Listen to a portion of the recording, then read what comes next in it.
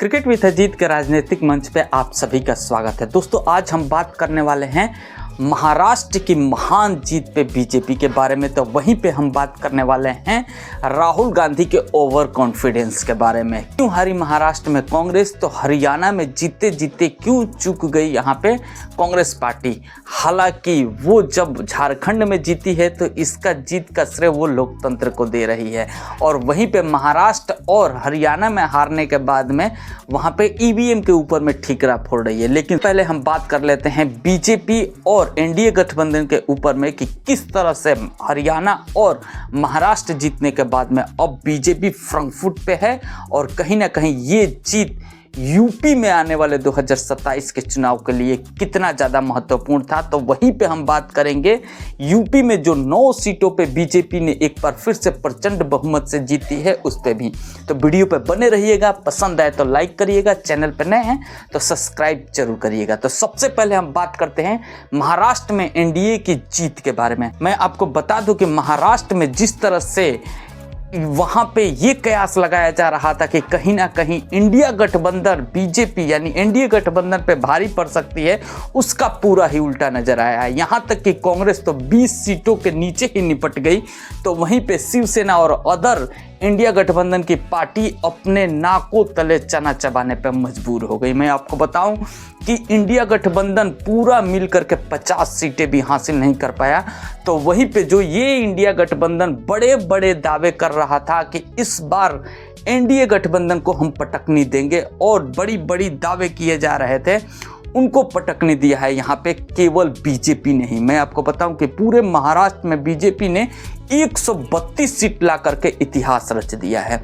यदि बीजेपी चाहे तो कुछ और विधायकों को जोड़ के अपना ही सरकार बना सकती है, केवल बीजेपी की सरकार। लेकिन बीजेपी कहीं ना कहीं एनडीए गठबंधन को साथ में लेकर चलना चाहती है महाराष्ट्र में, तो एनडीए गठबंधन का सरकार यहाँ पे आपको बनते हुए ही नजर आएगा महाराष्ट्र में।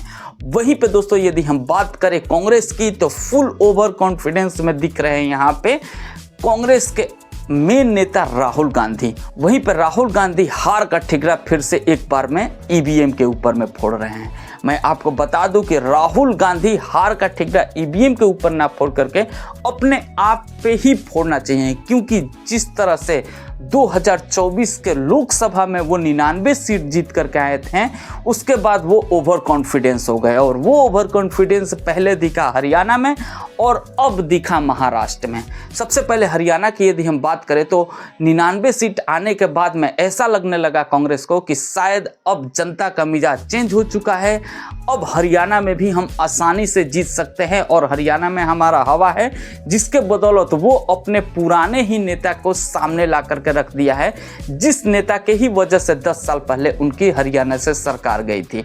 और वो ना ही किसी और अलायंस के साथ में गए, और ना ही कोई भी इंडिया गठबंधन के अलायंस को वो अपने साथ लेके गए, जिसके वजह से वहां पे समीकरण ही पूरा अंत में चेंज हो गया, और एक प्रचंड बहुमत के साथ में बीजेपी हरियाणा विन की। लेकिन इसके बावजूद भी कांग्रेस के जो मेन खिलाड़ी हैं वो नहीं संभल पाए। वो ओवर कॉन्फिडेंस राहुल गांधी का अब दिखा महाराष्ट्र में। महाराष्ट्र में यहाँ पे राहुल गांधी को ऐसा लगने लगा था कि कहीं ना कहीं यदि हम हरियाणा तो नहीं जीते, लेकिन इंडिया गठबंधन के साथ में मिलकर के हम इंडिया गठबंधन को हराने में कामयाब हो जाएंगे। और महाराष्ट्र में सिर्फ 7 रैलियां की, और यहाँ तक कि चुनाव के दिन तक तो वो जिप लैंडिंग करते दिखे अपने वायनाड में, ये समझ के बाहर दिखी। तो ये एक ओवर कॉन्फिडेंस दिखा यहाँ पे राहुल गांधी का, और वो उनका ये 99 सीट ऐसा लग रहा था कि वो 199 सीटें जीत करके आ गए हैं लोकसभा में, और वही ओवर कॉन्फिडेंस उनको इन दोनों राज्यों में ले बीता है। मैं इस हार के बाद में पूरा ही ठिकरा ईवीएम के ऊपर में फोड़ा जा रहा है, जहाँ पे ईवीएम को क्लीन चिट दे रखा है सुप्रीम कोर्ट, और क्लीन चिट दे रखा है यहाँ पे इलेक्शन कमीशन, और क्लीन चिट दे रखा है बीजेपी। लेकिन फिर भी ईवीएम के ऊपर में ही कांग्रेस सरकार टिगड़ा फोड़ रही है, और ये कह रही है कि अब ईवीएम को चेंज किया जाए और बैलेट पेपर के ऊपर में चुनाव कराया जाए, इसको लेकर के अब राहुल गांधी पदयात्रा करने वाले हैं। महान हैं आप, हार का ठिगरा अपने आप पे ना फोड़ करके आप ईवीएम के ऊपर में फोड़ रहे हैं।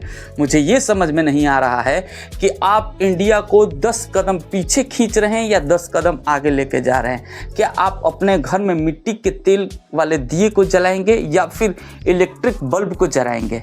आज के ज़माने में सब कोई बल्ब जलाना पसंद करेगा, ना ही मिट्टी का तेल। मैं आपको बता दूं कि अब ज़माना बदल चुका है। आप हाय हाय करते रह जाएंगे बैलेट पेपर पे चुनाव कराने के लिए, ये संभव होने वाला नहीं है। जीतना है तो जनता का दिल जीतो, इसमें कुछ रखा नहीं है और वही दिख रहा है यहाँ पे ओवर कॉन्फिडेंस यहाँ पे राहुल गांधी के ऊपर में। दोस्तों मैं आपको बताऊं कि अब बात कर लेते हैं हम यूपी में हुए 9 सीटों के ऊपर में। ये कयास लगाया जा रहा था कि यूपी में जो 9 सीटों पे होने वाला उपचुनाव है उसमें एसपी यानी समाजवादी पार्टी आगे आपको दिखेगी, क्योंकि 70 से ऊपर वोट परसेंटेज यहाँ पे मुस्लिम का था। लेकिन वहाँ पे भी पूरी तरह से समीकरण चेंज हो चुका है और एक जबरदस्त जीत हासिल किया है यहाँ पे भी बीजेपी ने, जिसके बाद में अब 2027 का चुनाव धीरे धीरे साफ होने लगा है। मैंने आपको राजनीतिक मंच के एक वीडियो में बताया था कि ये 9 सीटें ही 2027 में होने वाले यूपी के चुनाव में काफ़ी ज़्यादा महत्व रखेंगे और इन 9 सीट जीतने के बाद में अब ये क्लियर धीरे धीरे होता दिख रहा है कि कहीं ना कहीं अब बीजेपी 2024 में हुए लोकसभा चुनाव में जो उनका थोड़ा सा भरोसा टूटा था, जो जनता के ऊपर जो जनता ने भरोसा किया था बीजेपी के ऊपर में, वो बीजेपी कहीं ना कहीं थोड़ा सा डिलीवर नहीं कर पाई थी, जिसके बदौलत 2024 में हुए चुनाव में उनकी सीटें कम आई। लेकिन अब फिर से बीजेपी इसको रिकवर करते हुए दिख रही है और ये 2 चुनाव आपको बताता है कि बीजेपी अब धीरे धीरे रिकवर कर चुकी है और ये 2027 में होने वाले यहाँ पे यूपी के चुनाव में आपको दिखने वाला है।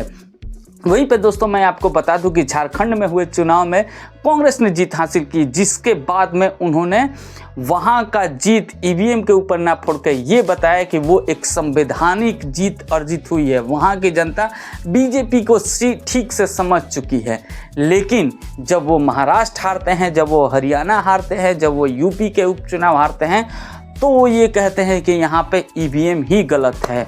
तो मैं आपको बताऊं कि ईवीएम यहाँ पे गलत नहीं है, यहाँ पे गलत है राहुल गांधी और कांग्रेस पार्टी का ओवर कॉन्फिडेंस। दोस्तों मैं आपको बता दूं कि इंडिया अलायंस का लास्ट जो बैठक हुआ था वो 6 या 7 महीने पहले हुआ था। तो क्या चल रहा है इंडिया अलायंस की गठबंधन में भी, ये भी कुछ पता चलने वाला नहीं है। इस बार 2027 में जो यूपी में चुनाव लड़ा जाएगा उसमें क्या इंडिया गठबंधन एक साथ आकर लड़ेगी या फिर अलग अलग पार्टी अलग अलग तरह से लड़ेगी, ये भी एक देखने वाली बात होगी। दोस्तों उम्मीद है आपको वीडियो पसंद आई होगी, तो लाइक करिएगा और चैनल पे नए हैं तो सब्सक्राइब जरूर करिएगा। मिलेंगे हम आपसे नेक्स्ट वीडियो में। जय हिंद, जय भारत।